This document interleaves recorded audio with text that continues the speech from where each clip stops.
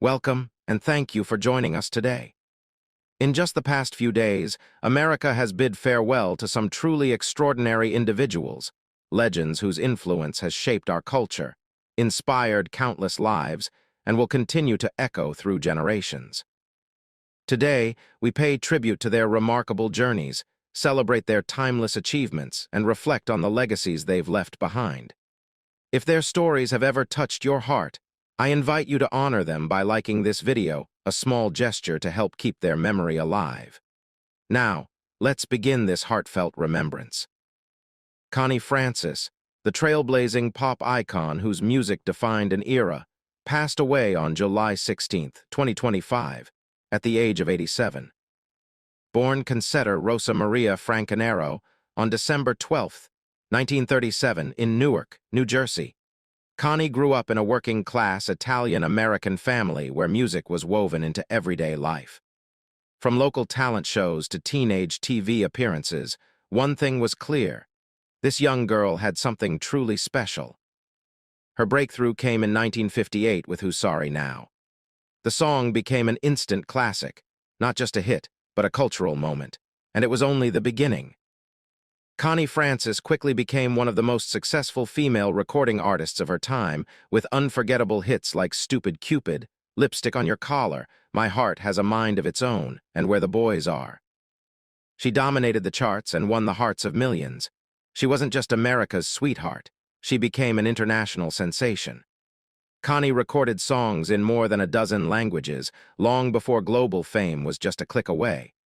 Her voice crossed borders, touched cultures, and connected generations. But behind the spotlight was a woman who faced deep personal struggles. In the 1970s, Connie survived a violent assault that changed her life. She battled emotional trauma, mental health challenges, and periods of isolation. Yet every time she fell, she rose again, stronger, braver, and more determined. She shared her story in memoirs, returned to the stage, and never stopped connecting with fans who saw her as the voice of their youth. In early 2025, just months before her passing, Connie's music made a beautiful comeback. A clip of Pretty Little Baby went viral on social media, introducing her timeless voice to a whole new generation, a reminder that great music never grows old. On July 16th, surrounded by loved ones in Pompano Beach, Florida, Connie Francis passed away peacefully. The world may have lost a star, but her songs, her story, and her spirit will live forever. Concetta Rosa Maria Francanero, known professionally as Connie Francis, was an American singer, musician, author, and actress. One of the top charting female vocalists of the late 1950s and early 1960s, she amassed over 100 million records sold, placing her among the best-selling music artists in history. After a string of unsuccessful releases, Francis rose to fame in 1958 with her cover of the 1923 song Who's Sorry Now?, which was followed by various other top 10 hits. She became the first woman to reach No. 1 on the U.S. Billboard Hot 100 chart, when Everybody's Somebody's Fool topped the chart in 1960. She was also the first woman to achieve 3 No. 1 hits on the chart, among her 53 career entries. Before the advent of the British invasion, Francis was the most popular female vocalist in the United States between 1958 and 1964. Francis recorded music in multiple languages, including English, Italian, French, German, Yiddish, and Japanese, making her a best-selling artist in international markets as well as in American immigrant communities. Between 1974 and 1988, a series of traumatic personal experiences, including a rape attack at knife point, led Francis to suffer years of psychological and physical difficulties that sidelined her career. She resumed performing from 1989 until her retirement in 2018. She regained prominence in 2025, shortly before her death, when her 1962 recording Pretty Little Baby went viral on social media platforms. Francis suffered a hip injury in early 2025 and subsequently required a wheelchair. She was undergoing stem cell therapy and had hopes of fully recovering as recently as May. In late June 2025, she stated she had been experiencing pelvic pain on her right side and was advised that it was due to a fracture. She said that she would need to rely on her wheelchair longer than anticipated while recovering. She was hospitalized in Florida on July 2 due to a recurrence of extreme pain. She underwent a series of tests and examinations while in intensive care and was later transferred to a private room. In a Facebook post, she speculated that her symptoms might be related to the fracture. On July 4, she reported feeling much better after a good night. She was later discharged from the hospital, but soon began to deteriorate and lost consciousness for the final time on July 14. Francis died in Pompano Beach, Florida, on July 16, at the age of 87. Her longtime friend and publicist Ron Roberts announced her death the following day and later confirmed that she had been diagnosed with pneumonia the day before she died. By the time of her death, Francis had become one of the best-selling music artists in history, exceeding 200 million records sold during her career. Her crypt is at the Garden of Boca Raton Cemetery in Boca Raton. Jeannie Seely, the Grammy-winning country music singer and beloved member of the Grand Ole Opry, has passed away at the age of 84. Known affectionately as Miss Country Soul, Seely spent nearly 6 decades enchanting audiences with her heartfelt performances, witty charm, and unwavering commitment to preserving the traditions of country music.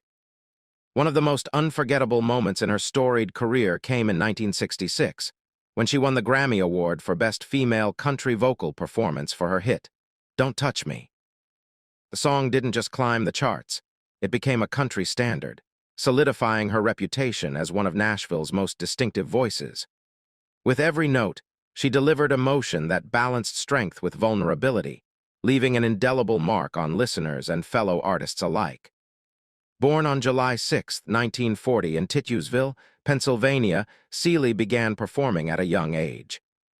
Her journey led her to Nashville in the mid-1960s, where she quickly became a fixture at the Grand Ole Opry, a stage she would grace for the rest of her life. Known for her quick wit and warm personality, she connected effortlessly with audiences, whether performing in front of a packed house or sharing stories between songs. Beyond her own hits, Seely was a gifted songwriter whose work was recorded by legends like Dottie West and Ernest Tubb. She collaborated with country greats including Willie Nelson and Bill Anderson, and was a trailblazer in her own right, challenging the industry's image standards and encouraging authenticity among female artists.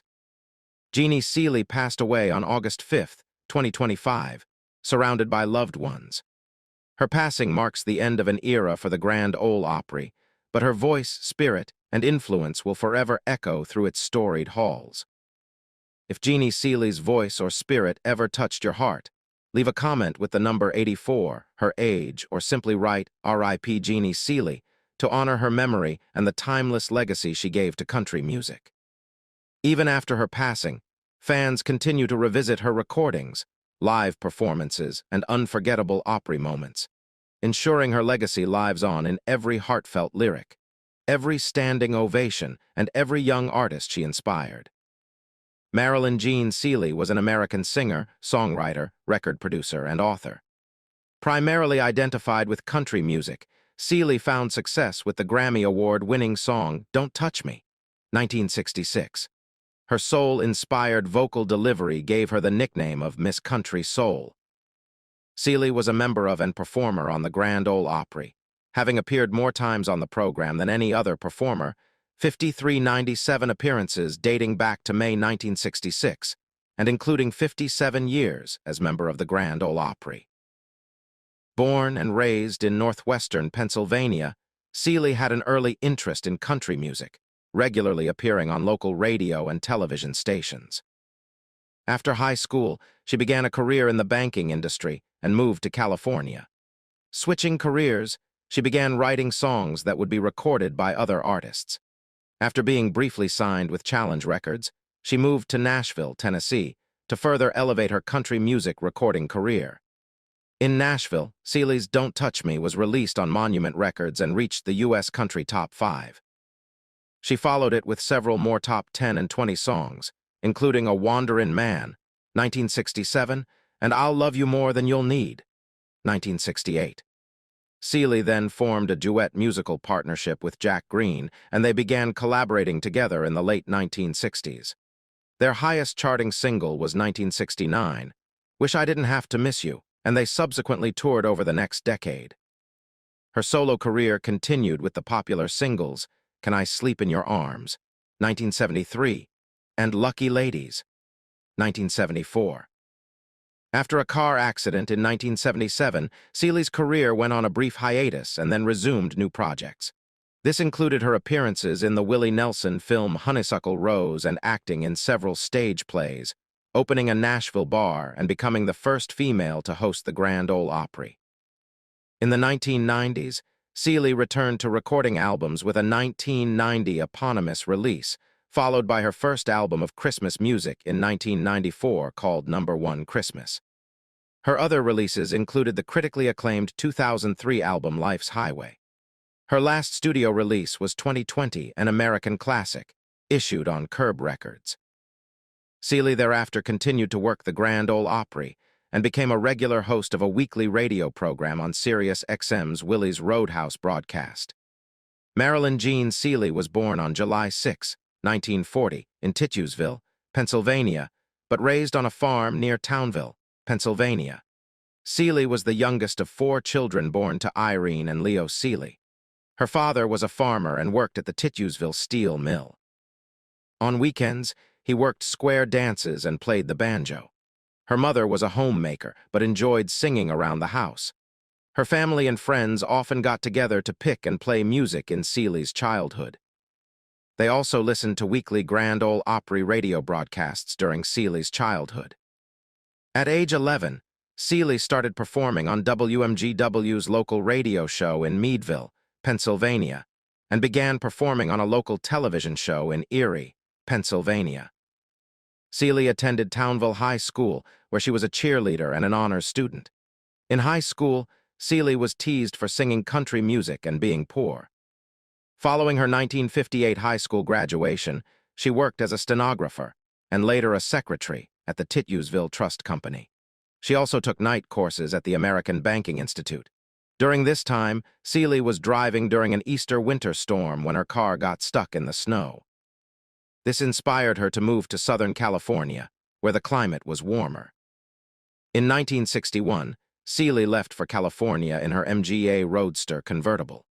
She then briefly held a job at a bank in Beverly Hills, California, but realized she wanted to get more involved in the music business, prompting her to obtain a secretarial position at Imperial Records for half the pay.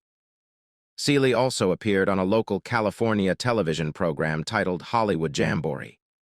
In 2024, Seely was hospitalized in Pittsburgh, Pennsylvania, after suffering from acute diverticulitis and dehydration on a trip to her hometown. She was later released and was reportedly doing well. In May 2025, Seely said that she had multiple surgeries since March of that year, had later contracted pneumonia, and was undergoing rehabilitation. Seely died of an intestinal infection on August 1, 2025, at the age of 85. At the time of her death, she was hospitalized at TriStar Summit Medical Center in Hermitage, Tennessee. Seely has been described as an influential female country artist, according to authors Mary Buffwack and Robert K. Owerman. Seely's stage presence and personality were unlike those of her predecessors. When she arrived in Nashville in 1965, women were still expected to portray the submissive country sweetheart. Jeannie blazed a nonconformist trail from the moment she hit the Opry stage in her miniskirt. Carrie Horton of The Boot called her career prolific and influential. From her success as a songwriter to her popularity as a duet partner to her influence as a solo artist, Seely's work has impacted generations of country, Americana, and bluegrass performers, Horton commented. Edward Morris of Country Music Television called her one of the Opry's most applauded performers. On the Grand Ole Opry, she became the first artist to wear a miniskirt on stage. Seely challenged Opry manager Ott Devine, who disliked the idea of her wearing a miniskirt on stage. "Okay, this is what America is wearing, and I'll make you a deal. I won't wear a miniskirt in the back door if you don't let anybody wear one in the front door," she recounted in Ken Burns' country music documentary. Seely was also among the first female artists to wear other contemporary fashion items, including go-go boots, pantsuits, and denim jeans. Prior to Seely, many female country performers entertained in gingham and wore dresses on stage. According to Mary Buffwack and Robert K. Owerman, Seely broke the Opry's gingham curtain. Seely later reflected on her choice of stage attire. "I never planned to set any sort of trend. I'm about like any other normal American girl my age. I think I dress and act pretty much the way she does," she recalled. Seely's music has also been an influence on other female country artists. Lorrie Morgan has considered Seely to be influence on her music. In a 2017 interview, Morgan called her a great lady and a very good friend of mine. Barbara Mandrell has also cited her as an influence. Carly Pearce is a third female artist that has sought inspiration from Seely. "I dreamt of singing in the Grand Ole Opry my whole life. They are so dear to me, and I hope to be a member one day. Be like Jeannie, she's kind of my inspiration as far as the Opry goes," Pearce commented. In the 21st century, Seely received honors for her accomplishments as a recording artist and writer. Her hometown of Townville, Pennsylvania, made her a grand marshal of their community parades on several occasions. In 2017, Seely celebrated 50 years as a member of the Grand Ole Opry. She was among several women who have since been a member for 50 years. Among those have been Loretta Lynn and Dolly Parton. "The Opry has been my life for more than 50 years. I feel so blessed to be a part of this Opry family. Tonight was just the icing on the cake," she commented in 2017. The same year, Seely was recognized for her life's work at 7th Annual Nat Honors Gala, along with Charley Pride. In 2018, Seely received a star on the Music City Walk of Fame. Also in 2018, she received an award from Billboard magazine for the composition, "Anyone Who Know What Love Is Will Understand." The song reached number 2 on the Top TV Songs chart after its appearance in the show Black Mirror. She was featured in Ken Burns's documentary Country Music in September 2019. Seely's music and career was profiled, and she was also interviewed for several segments. In late 2019, she received an honorary degree from Lincoln Memorial University in Tennessee. "This is an honor that exceeds even my dreams. I could never have imagined this. I hope that I can always be deserving of this title in all that I do," she commented in her acceptance speech. Between March 2019 and February 2020, artifacts from Seely's life and career were on display at the Country Music Hall of Fame and Museum. Titled American Currents, her life and career was beside the work of newer Nashville artists, most notably Carly Pearce. Barbra Streisand is an American singer, actress, songwriter, producer, and director. Over a career spanning more than 6 decades, Streisand has achieved success in various areas of the entertainment industry, including the attainment of Emmy, Grammy, Oscar, and Tony Awards. Streisand's career began in the early 1960s, performing in nightclubs and Broadway theaters, leading to guest appearances on various television shows. Signing onto Columbia Records, Streisand retained full artistic control in exchange for accepting lower pay, an arrangement that continued throughout her career. Her studio debut, the Barbra Streisand album, 1963, won the Grammy Award for Album of the Year. Throughout her recording career, Streisand has amassed a total of 31 RIAA Platinum certified albums, including People, 1964, The Way We Were, 1974, Guilty, 1980, the Broadway album, 1985, and Higher Ground, 1997.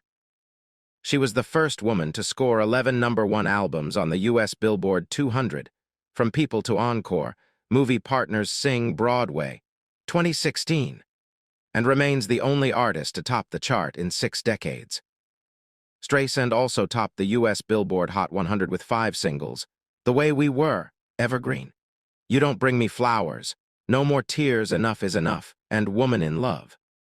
Following her established recording success, Streisand ventured into film by the end of the 1960s. She starred in the critically acclaimed Funny Girl, 1968, winning the Academy Award for Best Actress. Additional fame on the big screen followed with the extravagant musical Hello, Dolly. 1969, the screwball comedy What's Up, Doc? 1972, and the romantic drama The Way We Were, 1973. Streisand won the Academy Award for Best Original Song for writing the love theme from A Star Is Born, 1976, the first woman to be honored as a composer. With the release of Yentl, 1983, Streisand became the first woman to write, produce, direct, and star in a major studio film. The film won an Oscar for Best Original Score and a Golden Globe for Best Motion Picture Musical. Streisand also received the Golden Globe Award for Best Director, becoming the first, and for 37 years, the only woman to win that award. Streisand then produced and directed The Prince of Tides, 1991, and The Mirror Has Two Faces, 1996. With sales exceeding 150 million records worldwide, Streisand is one of the best-selling recording artists of all time. According to the Recording Industry Association of America, RIAA, she is the second highest certified female artist in the United States, with 68.5 million certified album units. Billboard ranked Streisand as the greatest solo artist on the Billboard 200 chart, as well as the top adult contemporary female artist of all time. Her accolades span 10 Grammy Awards, including the Grammy Lifetime Achievement Award and the Grammy Legend Award, 9 Golden Globe Awards, 5 Emmy Awards, 4 Peabody Awards, 2 Academy Awards, the Screen Actors Guild Life Achievement Award, and the Presidential Medal of Freedom. Streisand was born April 24, 1942 in Brooklyn, New York City, to Diana Ida née Rosen, 1908-2002, and Emanuel Streisand, 1908-1943. Her mother had been a soprano in her youth and considered a career in music, but later became a school secretary. Her father was a high school teacher at the same school where they first met. Streisand's family is Jewish. Her paternal grandparents emigrated from Galicia, modern-day Poland and Ukraine, in the Austro-Hungarian Empire, and her maternal grandparents from the Russian Empire, where her grandfather had been a cantor. In August 1943, a few months after Streisand's first birthday, her father died at age 34 from complications from an epileptic seizure, possibly the result of a head injury years earlier. The family fell into near poverty, with her mother working as a low-paid bookkeeper. As an adult, Streisand remembered those early years as always feeling like an outcast, explaining, "Everybody else's father came home from work at the end of the day. Mine didn't." Her mother tried to pay their bills but could not give her daughter the attention she craved. "When I wanted love from my mother, she gave me food," Streisand says. Streisand recalled that her mother had a great voice and sang semi-professionally on occasion. In a 2016 interview with Rosie O'Donnell, Streisand recounted that when she was 13, she and her mother recorded some songs on tape during a visit to the Catskills. That session was the first time Streisand ever asserted herself as an artist, which also became her first moment of inspiration. She has an older brother, Sheldon, and a younger half-sister, singer Rosalind Kind, from her mother's remarriage to Louis Kind in 1950. Streisand is regarded as the Queen of the Divas by various media outlets. The New York Times called her among the 3 of America's most beloved divas, alongside Dolly Parton and Patti LaBelle.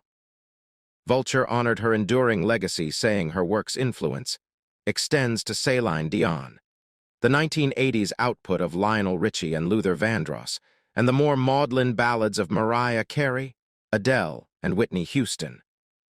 In 2022, Forbes hailed Streisand as the Queen of the Charts for her longevity on the Billboard charts, and she was ranked at number 88 on Billboard's 2025 Top 100 Women Artists of the 21st Century list.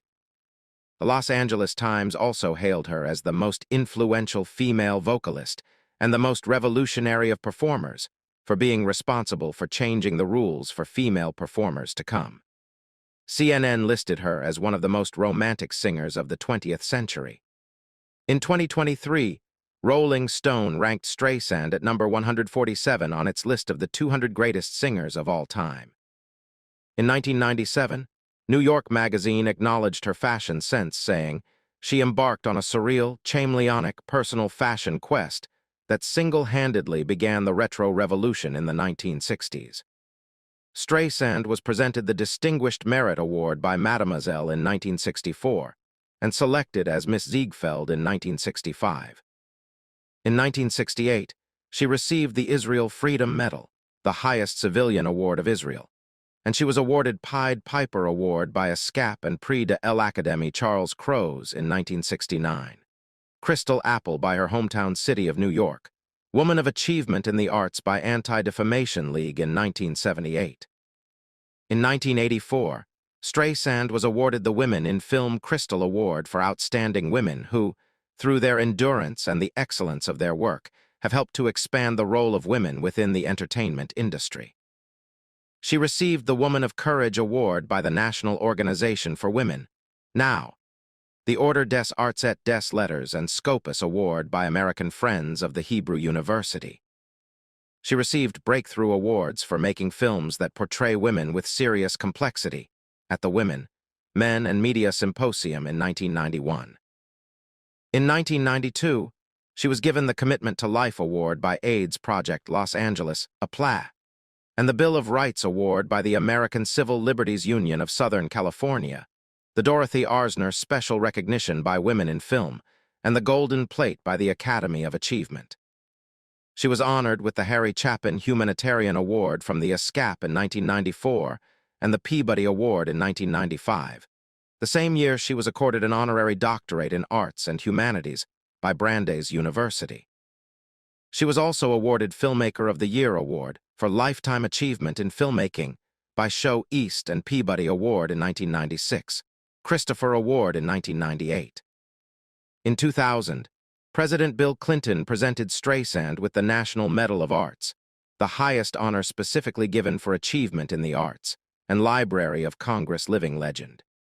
She also received the highest honor for a career in film, AFI Life Achievement Award from American Film Institute, and Liberty and Justice Award from Rainbow/Push Coalition.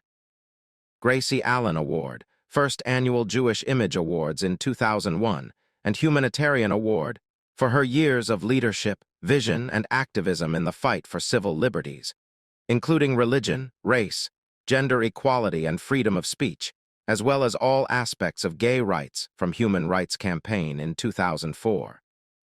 In 2007, French President Nicolas Sarkozy presented Streisand with Legion of Honor, the highest decoration in France, and President George W.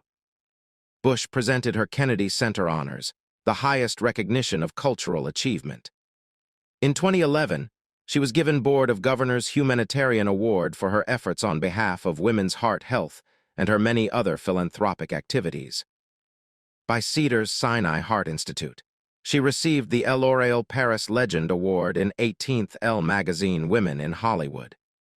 In 2012, she received a Lifetime Achievement Award from the Women Film Critics Circle. She was accorded an honorary doctorate of philosophy by the Hebrew University of Jerusalem in 2013.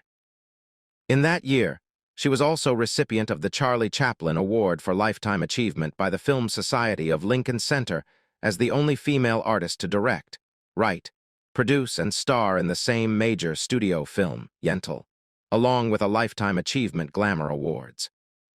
In 2014, Streisand was on one of 8 different New York Magazine covers celebrating the magazine's 100 Years, 100 Songs, 100 Nights, a century of pop music in New York.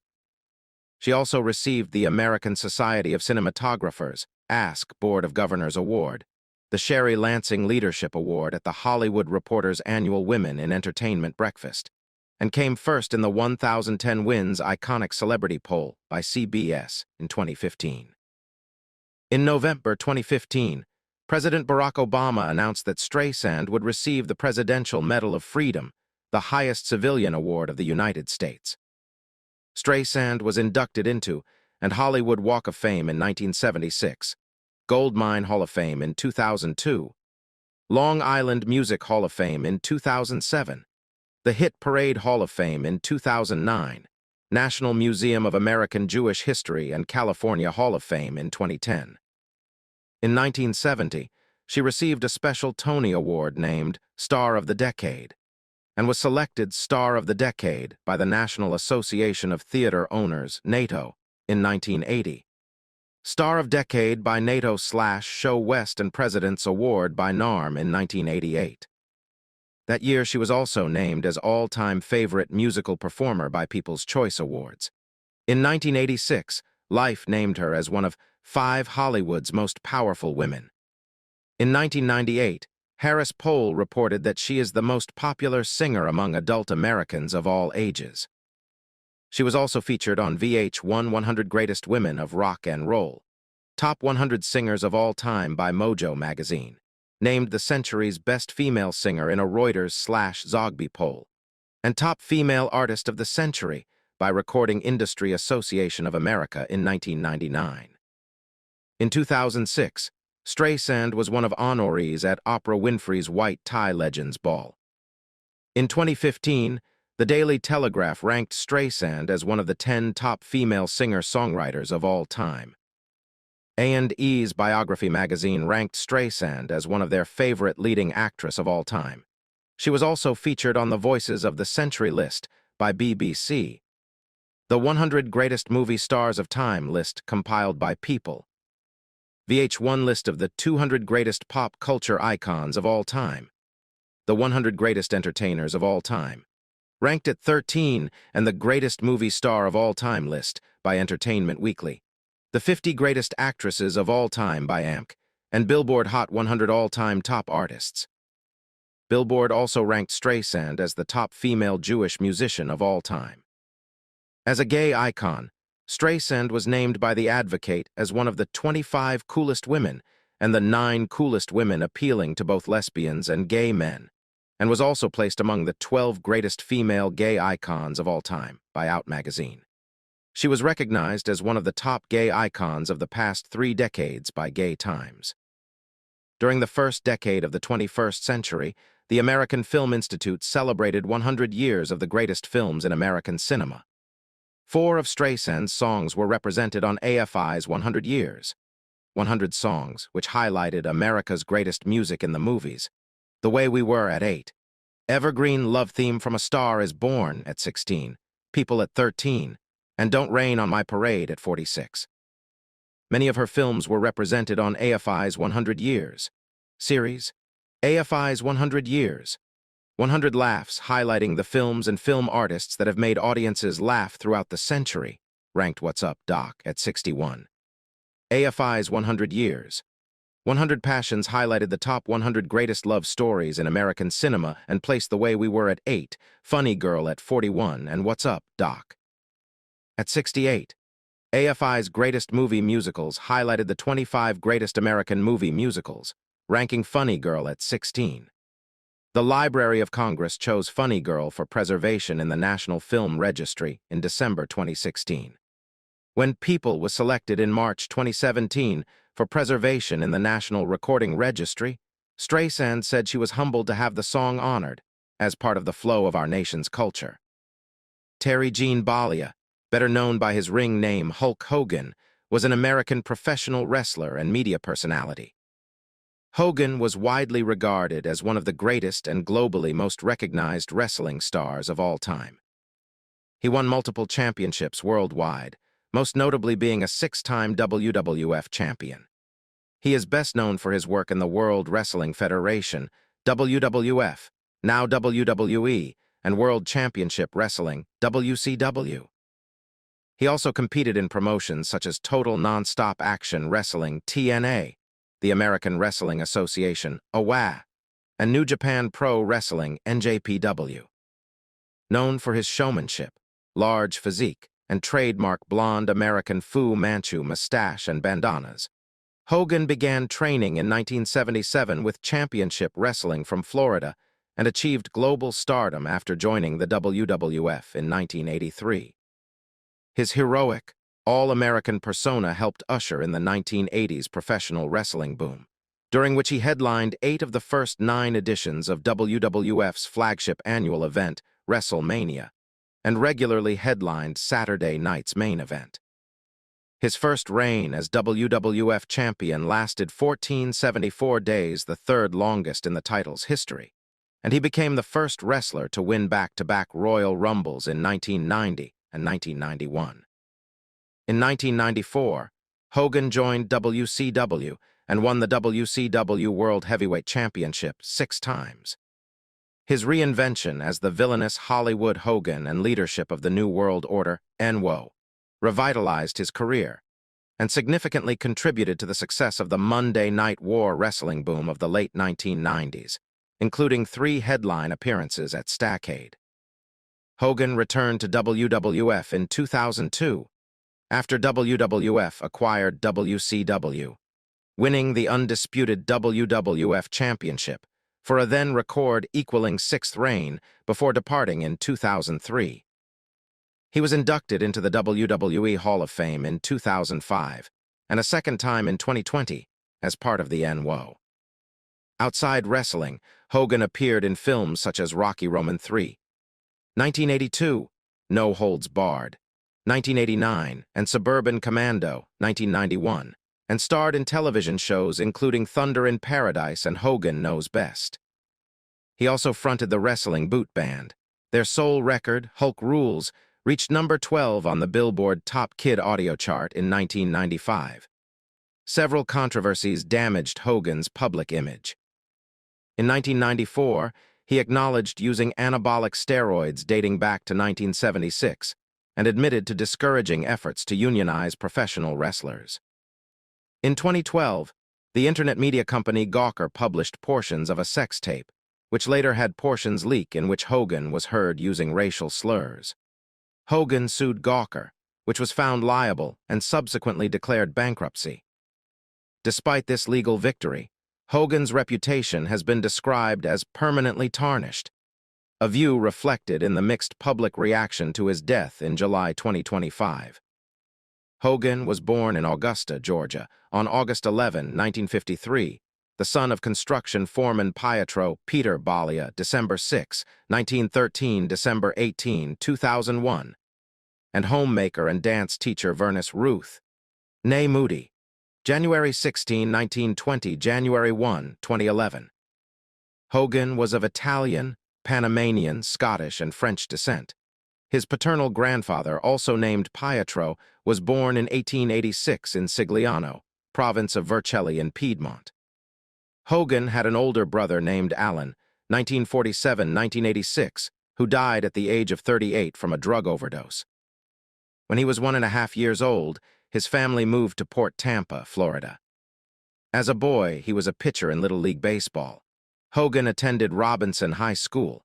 He began watching professional wrestling at 16 years old.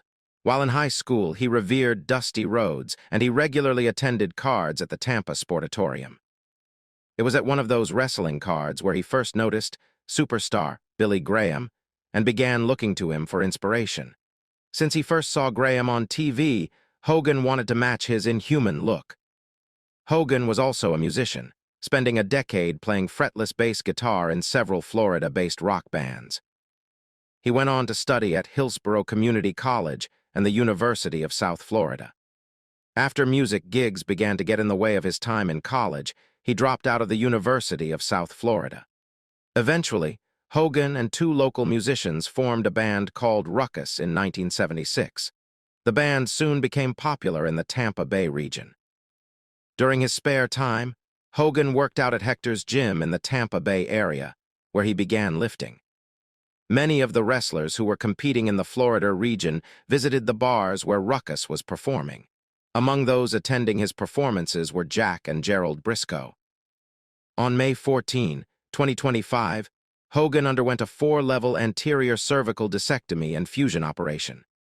During the procedure, Hogan's phrenic nerve, which helps the diaphragm contract and expand to allow the lungs to inhale and exhale air, was severed. Close friends Jimmy Hart and Eric Bischoff noted a rapid decline in Hogan's health following his neck fusion surgery.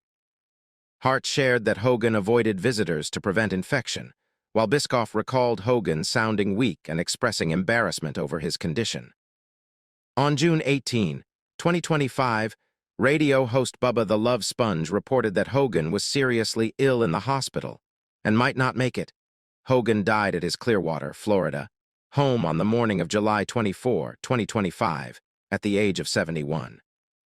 He collapsed while doing therapy after returning home from the hospital and was taken by paramedics to Morton Plant Hospital, where he was pronounced dead at 11:17 a.m. His official cause of death was acute myocardial infarction, known as a heart attack. His medical records later revealed he had been battling chronic lymphocytic leukemia and atrial fibrillation. On August 5, 2025, Hogan's first funeral service was held at Indian Rocks Baptist Church in Largo, Florida, with widow Sky Daly, ex-wife Linda Hogan, Vince McMahon, Triple H, Stephanie McMahon, Ric Flair, Dennis Rodman, Kid Rock, Theo Von, and Bam Margera among those in attendance. Daughter Brooke, who was estranged from her father since 2023, did not attend his funeral services. Following another funeral service, which was held at Sylvan Abbey Memorial Park and Funeral Home in Clearwater, Florida, Hogan was cremated and laid to rest. Hogan has been described as one of the largest attractions in professional wrestling history, and a major reason why Vince McMahon's expansion of his promotion worked.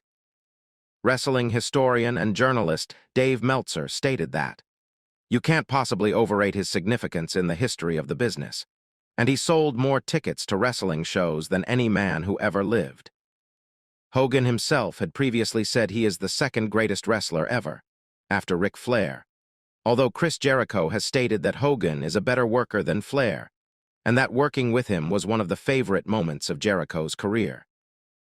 Meanwhile, Cody Rhodes has said numerous times that Hogan's WrestleMania X8 match with The Rock is the greatest match in wrestling history, and that it epitomized what professional wrestling is. Bret Hart has issued both praise and criticism for Hogan, lauding his look and describing him as a hero to both fans and fellow wrestlers, but calling his in-ring abilities very limited.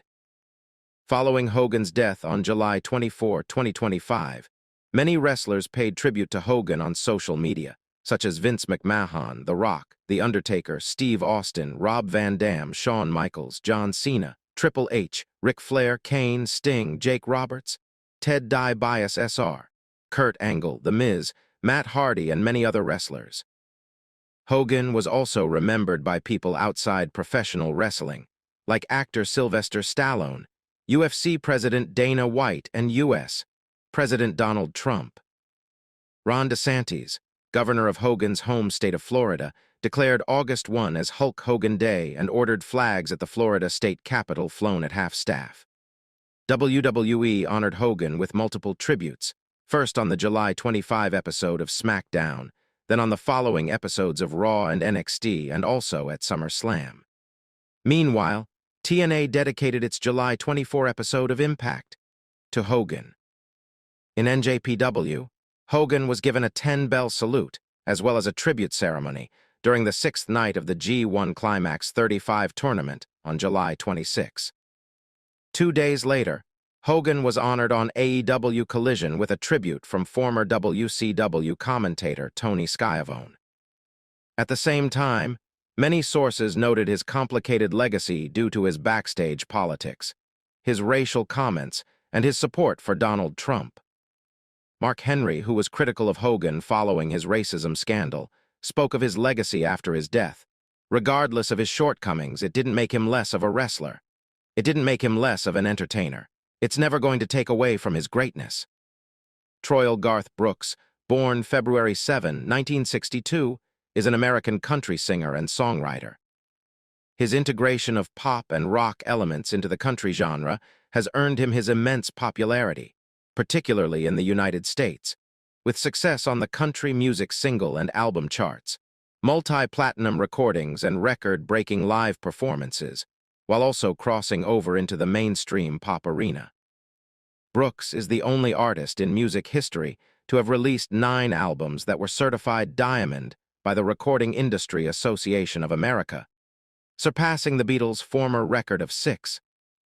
Those albums are Garth Brooks' Diamond, No Fences, 17 times platinum, Rop in the Wind, 14 times platinum, The Chase Diamond, In Pieces Diamond, The Hits Diamond, Sevens Diamond, Double Live, 21 times platinum, and The Ultimate Hits Diamond. Since 1989, Brooks has released 35 records in all, which include 14 studio albums, 2 live albums, 3 compilation albums, 3 Christmas albums, and 12 box sets, along with 63 singles. He has won several awards in his career, including 2 Grammy Awards, 17 American Music Awards, including Artist of the 90s, and the RIAA Award for Best-Selling Solo Albums Artist of the Century in the U.S. Troubled by conflicts between career and family, Brooks retired from recording and performing from 2001 until 2005. During this time, he sold millions of albums through an exclusive distribution deal with Walmart and sporadically released new singles. In 2005, Brooks started a partial comeback, giving select performances and releasing 2 compilation albums. In 2009, he began Garth at Wynn, a periodic weekend concert residency at Las Vegas's Encore Theater from December 2009 to January 2014. Following the conclusion of the residency, Brooks announced his signing with Sony Music Nashville in July 2014. In September 2014, he began his comeback world tour with wife and musician Trisha Yearwood, which culminated in 2017. This was followed by his stadium tour, which began in 2019, and another Las Vegas concert residency, Garth Brooks /+1, continuing into 2024. His most recent album, Time Traveler, was released in November 2023. Brooks is one of the world's best-selling music artists, having sold more than 170 million records. Billboard ranked Brooks as the greatest male solo artist on the Billboard 200 chart of all time. As of 2020, according to the RIAA, he is the best-selling solo albums artist in the United States with 162 million domestic units sold, ahead of Elvis Presley, and is second only to the Beatles in total album sales overall. Brooks was inducted into the Country Music Hall of Fame on October 21, 2012, having been inducted into the Songwriters Hall of Fame the year before. He was also inducted into the Musicians Hall of Fame and Museum in 2016 with his studio musicians, the G-Men. In 2020, Brooks became the youngest recipient of the Library of Congress Gershwin Prize for Popular Song. Troy Garth Brooks was born on February 7, 1962, in Tulsa, Oklahoma. He was the youngest child of Troy Raymond Brooks Jr. 1931-2010, a draftsman for an oil company, and Colleen McElroy Carroll, 1929-1999, a 1950s-era country singer of Irish ancestry who recorded on the Capitol Records label and appeared on Ozark Jubilee. This was the second marriage for each of his parents, giving Brooks 4 older half-siblings, Jim, Jerry, Mike, and Betsy. The couple had 2 children together, Kelly and Garth. At their home in Yukon, Oklahoma, the family hosted weekly talent nights.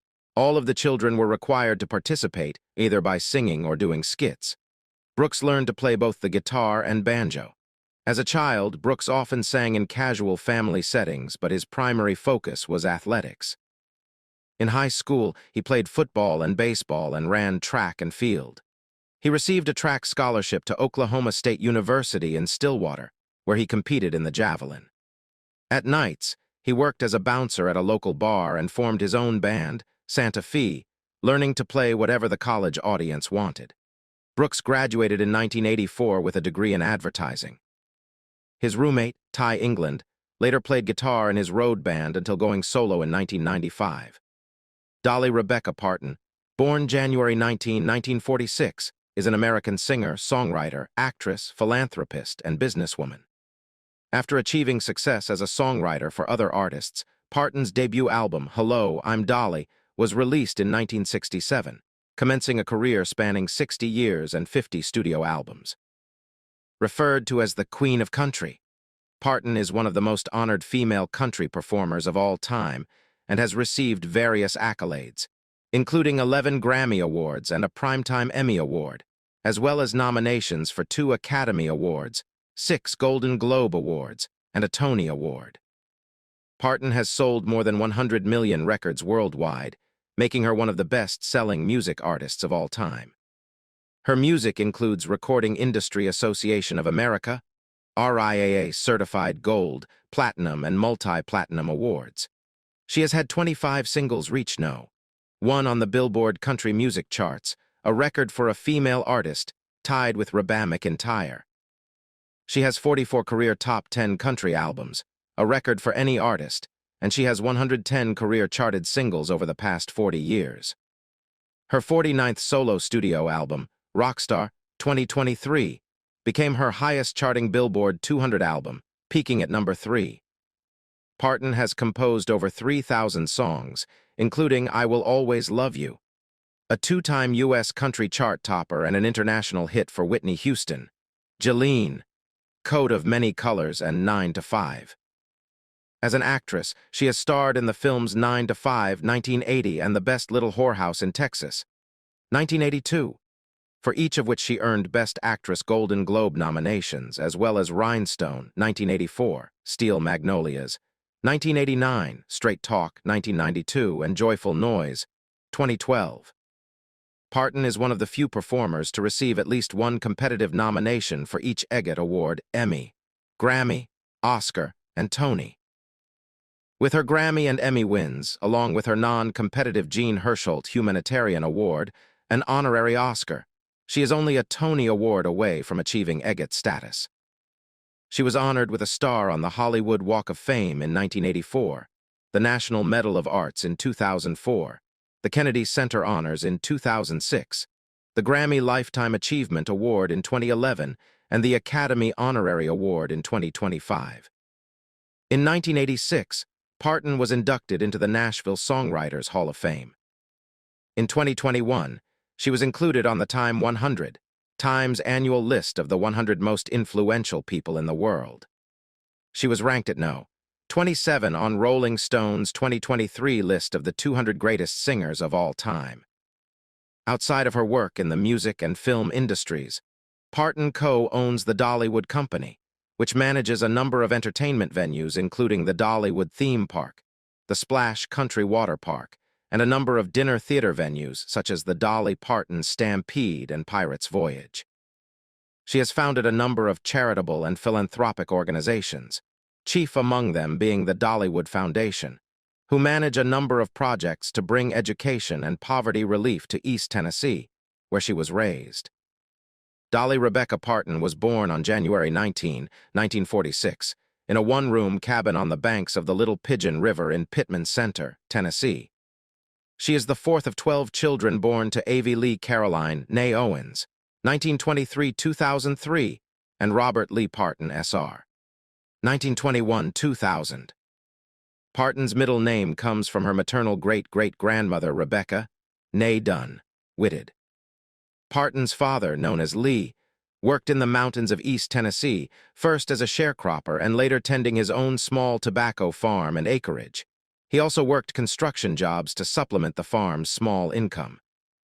Despite her father's illiteracy, Parton has often commented that he was one of the smartest people she has ever known with regard to business and making a profit. Parton's mother cared for their large family. Her 11 pregnancies, the 10th being twins in 20 years, made her a mother of 12 by age 35. Parton attributes her musical abilities to the influence of her mother.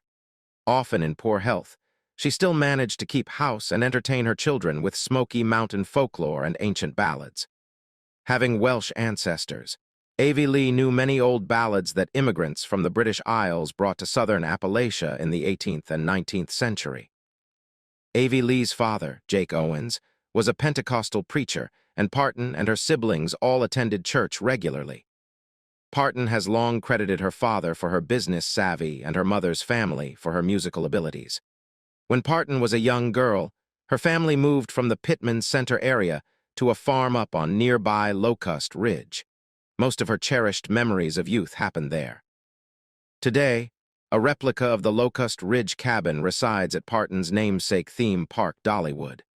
The farm acreage and surrounding woodland inspired her to write the song My Tennessee Mountain Home in the 1970s. Years after the farm was sold, Parton bought it back in the late 1980s. Her brother Bobby helped with building restoration and new construction. Parton has described her family as being dirt poor. Parton's father paid missionary Dr. Robert F. Thomas with a sack of cornmeal for delivering her. Parton would write a song about Dr. Thomas when she was grown. She also outlined her family's poverty in her early songs, Coat of Many Colors, and In the Good Old Days When Times Were Bad. For 6 or 7 years, Parton and her family lived in their rustic, one-bedroom cabin on their small subsistence farm on Locust Ridge. This was a predominantly Pentecostal area located north of the Greenbrier Valley of the Great Smoky Mountains. Music played an important role in her early life. She was brought up in the Church of God, Cleveland, Tennessee, in a congregation her grandfather, Jake Robert Owens, pastored. Her earliest public performances were in the church, beginning at age 6. At 7, she started playing a homemade guitar. When she was 8, her uncle bought Dolly her first real guitar. The Parton family was well-fed despite their poverty, and her 2024 cookbook, Good Lookin' Cookin', co-written with her sister Rachel, recalls numerous family meals. After graduating from Sevier County High School in 1964, Parton moved to Nashville the next day. Dolly Parton is one of the most honored female country performers of all time. The Record Industry Association of America has certified 25 of her single or album releases as either gold record, platinum record, or multi-platinum record. She has had 26 songs reach No. 1 on the Billboard country charts, a record for a female artist. She has 42 career top 10 country albums, a record for any artist, and 110 career charted singles over the past 40 years. As of 2012, she had written more than 3,000 songs and sold more than 100 million records, making her one of the best-selling female artists of all time. As of 2021, she had appeared on the country music charts in each of 7 decades, the most of any artist. Dolly Parton has earned 11 Grammy Awards, including her 2011 Lifetime Achievement Grammy, and a total of 55 Grammy Award nominations, the third most nominations of any female artist in the history of the prestigious awards. At the American Music Awards, she has won 3 awards out of 18 nominations. At the Country Music Association, she has won 10 awards out of 42 nominations. At the Academy of Country Music, she has won 7 awards and 39 nominations. She is one of only 6 female artists, including Reba McEntire, Barbara Mandrell, Shania Twain, Loretta Lynn, and Taylor Swift, to win the Country Music Association's highest honor, Entertainer of the Year, 1978. She also has been nominated for 2 Academy Awards and a Tony Award. She was nominated for an Emmy Award for her appearance in a 1978 Cher television special. She was awarded a star on the Hollywood Walk of Fame for her music in 1984, located at 6712 Hollywood Boulevard in Hollywood, California. A star on the Nashville Star Walk for Grammy winners, and a bronze sculpture on the courthouse lawn in Sevierville. She has called that statue of herself in her hometown the greatest honor, because it came from the people who knew her. Parton was inducted into the Grand Ole Opry in 1969, and in 1986 was named one of Miss Magazine's Women of the Year. In 1986, she was inducted into the Nashville Songwriters Hall of Fame. In 1999, Parton received country music's highest honor, an induction into the Country Music Hall of Fame. She received an honorary doctorate degree from Carson Newman College, Jefferson City, Tennessee, in 1990. This was followed by induction into the National Academy of Popular Music/Songwriters Hall of Fame in 2001. In 2002, she ranked No. 4 in CMT's 40 Greatest Women of Country Music. Parton was honored in 2003 with a tribute album called Just Because I'm a Woman, Songs of Dolly Parton.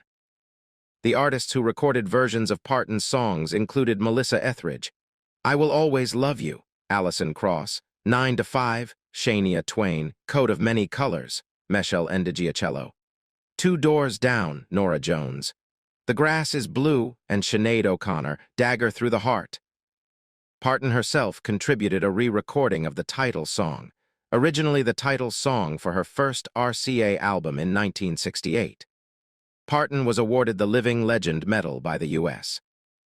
Library of Congress on April 14, 2004, for her contributions to the cultural heritage of the United States.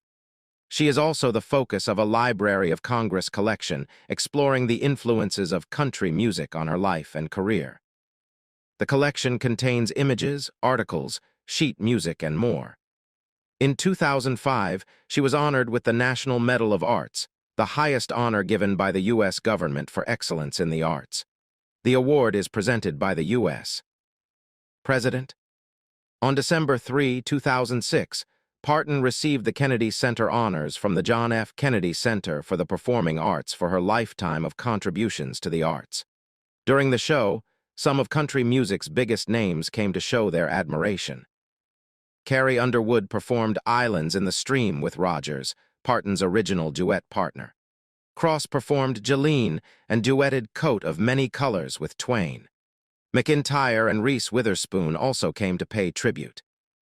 On November 16, 2010, Parton accepted the Leisberg Applause Award, the theme park industry's most prestigious honor, on behalf of Dollywood Theme Park during a ceremony held at IAAPA Attractions Expo 2010 in Orlando, Florida.